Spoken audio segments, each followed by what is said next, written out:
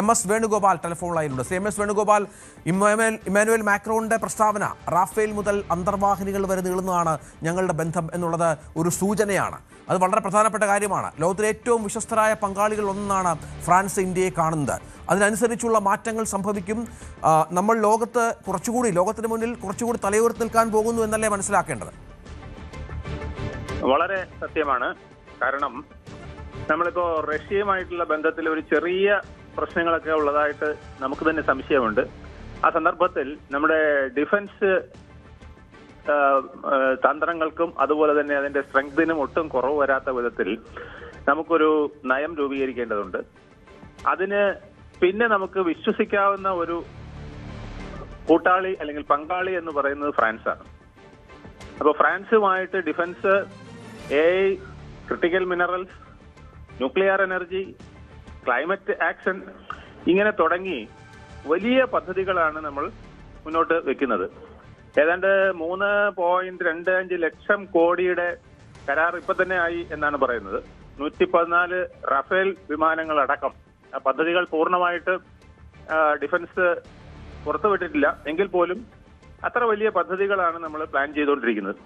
ഡിഫൻസിന് പുറമെ trade, skilling, health care, supply chains, ഇങ്ങനെ പല വിഷയങ്ങളിൽ നമ്മൾ ഫ്രാൻസുമായിട്ടൊരു ബന്ധം സ്ഥാപിക്കുകയാണ്.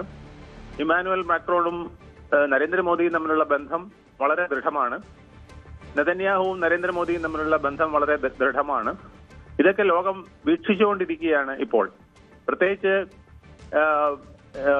ഇസ്ലാമിക് നാറ്റോ രാഷ്ട്രങ്ങളുടെ നീക്കങ്ങൾ ഉൾപ്പെടെ ആ ഒരു ചേരി കൂടെ വരുമ്പോൾ ലോകത്ത് ഒരു പുതിയ ചേരി രൂപപ്പെടുകയാണ്. ആ സന്ദർഭങ്ങളിൽ ഇന്ത്യയും ഫ്രാൻസും ഒക്കെ സമാനമായ, അതുപോലെ തന്നെ ഇസ്രയേലും ഒക്കെ സമാനമായ ചില പ്രശ്നങ്ങൾ നേരിടുന്നുണ്ട്. ആ പ്രശ്നങ്ങൾ ഈ ഇസ്ലാമിക് നാറ്റോ എന്ന് പറയുന്നത് ലോകത്തിന് നല്ലതാണോ, ഗുണകരമാണോ എന്നൊക്കെ ചിന്തിക്കുന്ന ഒത്തിരി പേരുണ്ട്. കാരണം അതിൽ അപക്വമായ ഒരുപാട് രാഷ്ട്രങ്ങൾ ഉണ്ട്. നമുക്കറിയാം, തുർക്കി പോലെ, പാകിസ്ഥാൻ പോലെ ഒക്കെ ഉള്ള ഒരുപാട് രാഷ്ട്രങ്ങൾ, ചില ടെററിസ്റ്റ് രാഷ്ട്രങ്ങൾ തന്നെ അതിനകത്ത് ഉൾപ്പെടുന്നുണ്ട്. ന്യൂക്ലിയർ പവർ അവരുടെ കയ്യിലുണ്ട്. അപ്പൊ അങ്ങനെയൊക്കെ നോക്കുമ്പോൾ നമുക്കൊരു ലോകശക്തിയുമായി, ഫ്രാൻസിനെ പോലുള്ള ഒരു ലോകശക്തിയുമായുള്ള ഒരു ബന്ധം വളരെ പ്രധാനമാണ്. അതുപോലെ തന്നെ ഇന്തോ പസഫിക് റീജിയണിൽ ഒരുപാട് നമ്മൾ നേരിടുന്നുണ്ട്.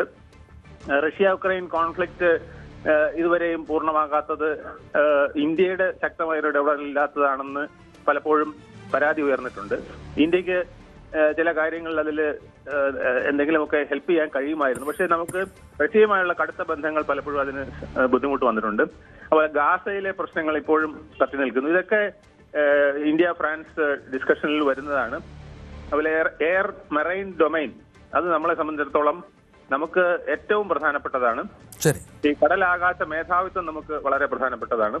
അതുപോലെ ഹിമാലയം എന്ന് പറയുന്നത് ഇന്ത്യയുടെ സംരക്ഷണത്തിന്റെ ഏറ്റവും വലിയ ഒരു ഭാഗമാണ്. ഏതാണ്ട് 3000 കിലോമീറ്റർ വരുന്ന ചൈന, പിന്നെ നേപ്പാൾ, ഭൂട്ടാൻ തുടങ്ങിയ രാഷ്ട്രങ്ങൾ മാത്രമല്ല, ബംഗ്ലാദേശിന്റെയും പാകിസ്ഥാന്റെയും ഏതാണ്ട് പ്രദേശങ്ങൾ വരെ നമുക്ക് ഹിമാലയൻ സെക്ടറിൽ ചില നിർണായകമായ സ്ട്രാറ്റജികൾ എടുക്കുന്നതിന് ഗുണകരമാകുന്നതാണ്. ശരി, നന്ദി സാർ. ശ്രീ എം.എസ്. വേണുഗോപാലാണ് ഈ വിഷയത്തിൽ പ്രതികരിച്ചത്.